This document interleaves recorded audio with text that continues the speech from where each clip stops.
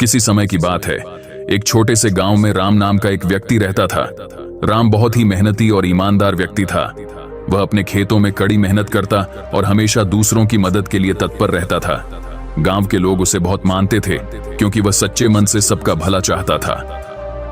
राम के पड़ोस में श्याम नाम का एक और व्यक्ति रहता था। श्याम का स्वभाव राम से बिल्कुल विपरीत था।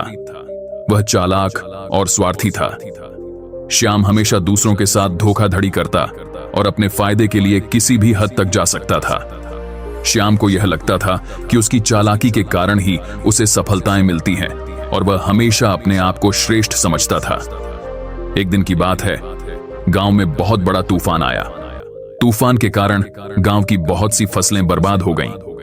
राम ने अपने खेतों में काफी मेहनत की थी और उसने अपनी फसल को बचाने की हर संभव कोशिश की थी, लेकिन श्याम ने अपने खेतों की परवाह नहीं की थी और उसने सोचा था कि तूफान आने पर जो होगा देखा जाएगा।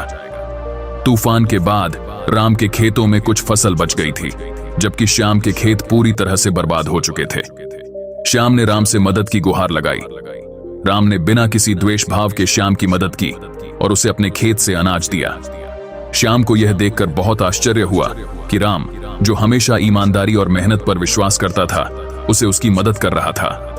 राम ने श्याम से कहा, श्याम, जो भी हम करते हैं उसका फल हमें अवश्य मिलता है।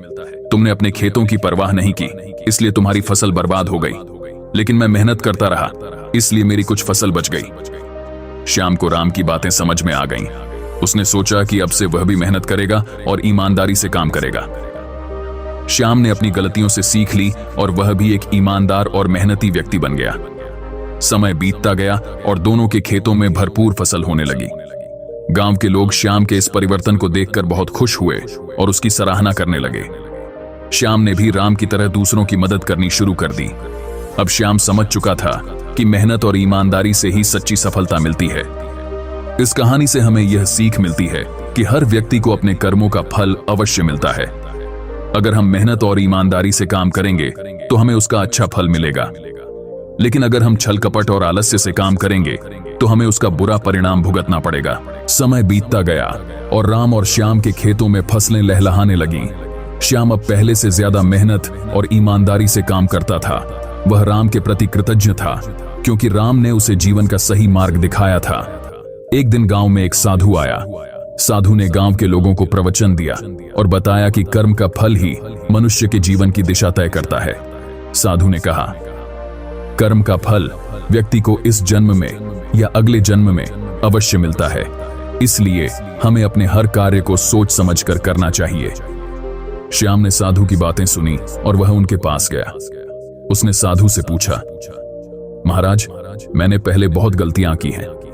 मैंने लोगों के साथ धोखाधड़ी की है और स्वार्थी बनकर जिया हूं।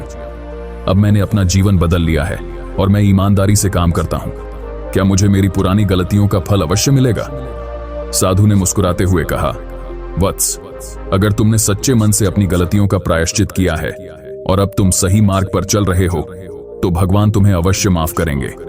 हमें यह समझना चाहिए कि भूतकाल को बदलना हमारे हाथ में नहीं है, लेकिन वर्तमान और भविष्य को संवारना हमारे हाथ में है। श्याम ने साधु की बातें ध्यान से सुनी और उसने मन में ठान लिया कि वह अब से हमेशा अच्छे कर्म करेगा और दूसरों की मदद करेगा। उसने अपनी पुरानी गलतियों का प्रायश्चित करने के लिए गांव के गरीब लोगों की मदद करनी शुरू कर दी। वह राम के साथ मिलकर गांव में विभिन्न सामाजिक कार्यों में भाग लेने लगा। एक दिन की बात है, गांव में एक व्यापारी आया। व्यापारी ने गांव के किसानों से उनकी फसल खरीदने का प्रस्ताव दिया। उसने बताया कि वह उनकी फसल का उचित मूल्य देगा और उनके उत्पादों को बड़े बाजारों में बेचकर उन्हें अधिक लाभ दिलाएगा। गांव के किसान बहुत खुश हुए, लेकिन श्याम को व्यापारी पर शक हुआ। उसने सोचा कि कहीं यह व्यापारी भी धोखेबाज तो नहीं है। श्याम ने राम से अपनी चिंता व्यक्त की। राम ने कहा, श्याम, हमें इस व्यापारी की पूरी जांच पड़ताल करनी चाहिए। अगर यह सच्चा है तो इससे हमें बहुत लाभ होगा, लेकिन अगर यह धोखेबाज है तो हमें सतर्क रहना होगा। श्याम और राम ने व्यापारी के बारे में जानकारी जुटानी शुरू की। उन्होंने पाया कि व्यापारी वास्तव में ईमानदार था और उसने कई गांवों में किसानों की मदद की थी। दोनों ने गांव के लोगों को व्यापारी के साथ व्यापार करने के लिए प्रोत्साहित किया। व्यापारी ने गांव के किसानों की फसलें खरीदी और उन्हें उचित मूल्य दिया। गांव के लोगों को अच्छा लाभ हुआ और उनकी आर्थिक स्थिति में सुधार हुआ। श्याम को यह देखकर बहुत खुशी हुई कि उसकी सावधानी और राम की सलाह से गांव के लोगों को फायदा हुआ। समय बीतता गया और गांव की समृद्धि बढ़ने लगी। राम और श्याम ने मिलकर गांव में एक स्कूल और एक अस्पताल की स्थापना की। गांव के बच्चे अब अच्छी शिक्षा प्राप्त करने लगे और गांव में स्वास्थ्य सेवाओं की भी व्यवस्था हो गई। श्याम अब समझ चुका था कि सही कर्म ही सच्ची सफलता का मार्ग है। उसने जीवन में कभी भी धोखाधड़ी और स्वार्थ की राह पर न चलने की कसम खाई। उसने अपने जीवन को एक नया उद्देश्य दिया, दूसरों की मदद करना और समाज की भलाई के लिए काम करना। राम और श्याम की दोस्ती और उनके नेक कार्यों के कारण गांव में खुशहाली का माहौल था। गांव के लोग उन्हें आदर और सम्मान के साथ देखते थे। दोनों ने मिलकर यह साबित कर दिया कि सही कर्म से ही जीवन को संवारना संभव है। इस तरह राम और श्याम की कहानी ने गांव के लोगों को यह सिखाया कि मेहनत, ईमानदारी और सही कर्म ही जीवन में सच्ची सफलता दिलाते हैं। हर व्यक्ति को अपने कर्मों का फल अवश्य मिलता है और यह हम पर निर्भर करता है कि हम कौन सा मार्ग चुनते हैं। कहानी का यही संदेश है कि हमें हमेशा अच्छे कर्म करने चाहिए, क्योंकि कर्म ही हमारे जीवन की दिशा और दशा तय करते हैं।